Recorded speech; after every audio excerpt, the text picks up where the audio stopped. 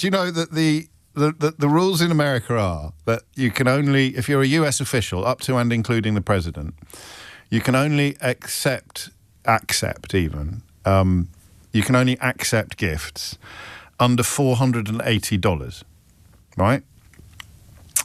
The Boeing aircraft that is being donated by Qatar as an unconditional gift with any necessary retrofitting costs being borne by the US government is valued at about $400 million. And Donald Trump is intending to pass it to his own presidential library. That must be the world's smallest room. He must be passing it to his own presidential library when he leaves office. So, I mean, dear. Plain sight, eh? Plain sight. When the announcement was made, an unconditional gift. So they literally said, here is a $400 million jumbo jet. And you can have it. It is being kitted out to be the new Air Force One, but it won't be Air Force One when there's a new president in the White House. It'll still be Donald Trump's plane. They've given him a $400 million plane. And I wonder, looking at events today, I wonder how significant that is. They called it a bribe at the time. Some of his critics called it a bribe, but the kind of people minded to criticise Donald Trump for accepting a bribe are now having to process the fact that the bribe might have worked and delivered peace in the Middle East. So you can imagine the phone ringing and Donald Trump saying, who is it? And his aide saying, it's the guys who gave you the plane. And him saying, put them through now. Give me the phone. Hey, what do you want? Could you lean on Netanyahu and tell him that if he starts bombing again after the hostages have been released, then he'll have you to deal with? You'll be his enemy. And that is actually what appears to have happened. So I don't know. The grown-ups in the room, when they try and analyse why the attack on Qatar was so significant in this process, why it changed everything and magnetised the peace agreement put together by Joe Biden's administration, it magnetised it in a way that the pens of the Hamas leaders and the Israeli negotiators were drawn inexorably towards the dotted line. They had no choice but to sign. All of the clever money says that the Qatar attack was crucial. The grown-ups will point to the US Air Force Base in the region with a side order of Donald Trump's narcissism. Like, how dare you attack a place where I have an Air Force base? The children in the room, let's be honest, that's me and possibly you. The children in the room think it's probably just as likely to have been the gift of an enormous jumbo jet. So we can bring pressure to bear on Hamas, that Arab conglomerate that Noga described. I mean, that is close to unprecedented, having all of those shoulders to that particular wheel. The Saudis, the Qataris, the UAE, the Jordanians, everybody sort of putting pressure on Qatar to change its approach to Hamas. And then, of course, crucially, you need Donald Trump to apply similar pressure to Israel. And the question of why he chose to do it is unlikely to have anything to do with particular concern for bloodshed or hostages. You know, even after his great supporter Charlie Kirk was murdered, you remember when a journalist asked him how he felt about it, how he was dealing with it in the immediate aftermath, he said like three words and then tried to draw attention to a delivery of slabs happening on the other side of the field he was in. And it's unlikely Donald Trump lies awake at night worrying about anybody else. So why would he do this?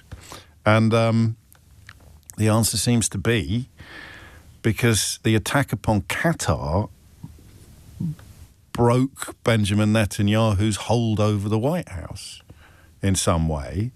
And why Qatar would be so crucial in that process, while they are also the administration, the regime that gave him literally no questions asked. It says unconditional. This is like a sort of, an unconditional gift. An unconditional gift of a $400 million jumbo jet that no other president in the history of the world would ever have contemplated for a moment accepting.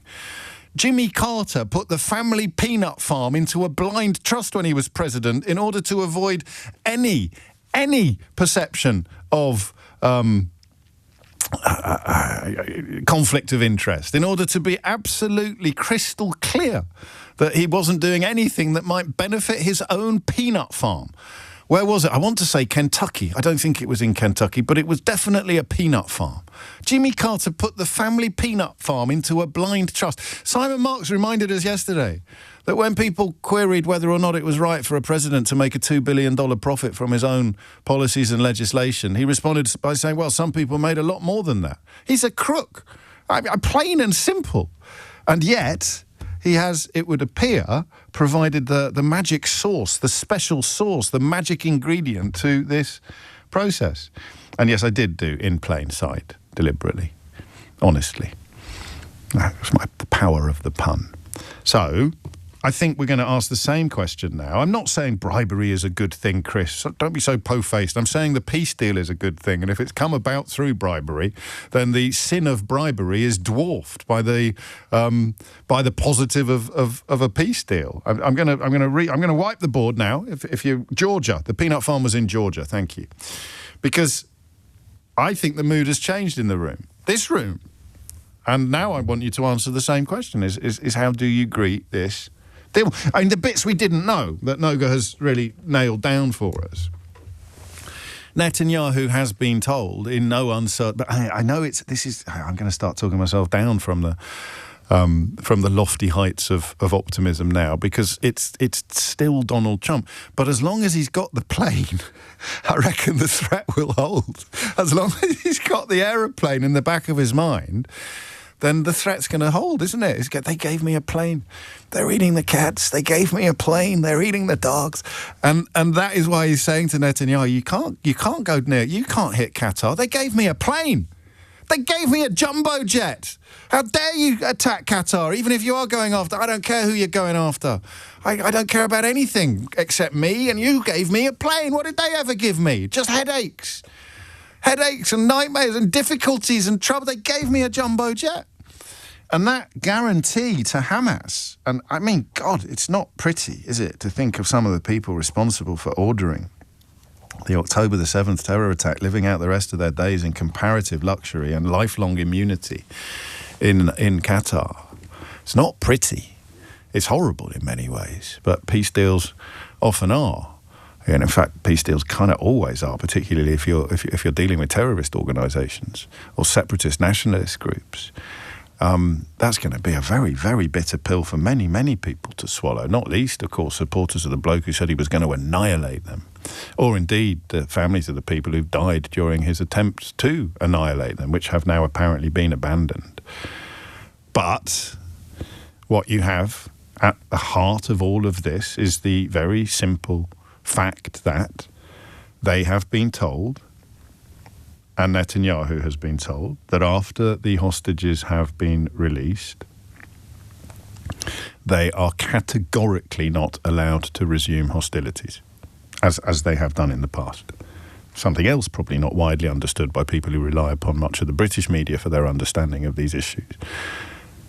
Two things, really. Netanyahu's tacit support for Hamas, financial encouragement of Hamas, designed to keep the two-state solution ever further out of reach, and secondly, the idea that the peace deal, when it came, would hinge upon him not repeating the action of resuming hostilities after the first phase of a ceasefire has been reached. I'm not alone, apparently, in thinking it was the plane. I'm told Jon Stewart has explored a similar theme, suggesting that he's like a kid receiving Make-A-Wish gifts, and it's totally the reason that it has all happened. So, 13 minutes after 11 is the time. Where are we now? How hopeful are you now? 0345 6060 973. Knowing the moving parts, thanks to our contributors in the first hour, particularly Noga, some of those moving parts have stopped moving. What I want you to tell me now is how you greet this news. I'd be interested in if you like, pro-Israeli perspectives on it as well. As someone who loves Israel, you're probably not someone who loves Netanyahu. Well, you're not necessarily someone who also loves Netanyahu. What do we think of today's announcements from that perspective? Absolutely everybody with a functioning conscience will be delighted by the imminent release of the hostages. Equally, or not equally, but similarly, anybody with a functioning conscience will be reeling from the scale of the carnage inflicted on Gaza, just as they reeled from the carnage inflicted on Israel on October the 7th. But from so we've heard from a lot of neutrals, and we've heard from people who perhaps lean towards the Palestinian cause, from an Israeli, and we've heard from Noga in Jerusalem about how this is being greeted there. She doesn't speak for the entire country, but the glee at the imminent release of the hostages, I think, will be unconfined. What about the next stage? What about a little bit further down the road? How hopeful are we that this one will stick? 0345 6060973. And actually, why not open that door as well? Where does it leave Benjamin Netanyahu? Where do you think, as a keen Israel watcher, where do you think it leaves Benjamin Netanyahu? Kira suggests that we give the Nobel Peace Prize to Donald Trump, to Qatar for playing Donald Trump like a violin. I don't know that it quite works like that.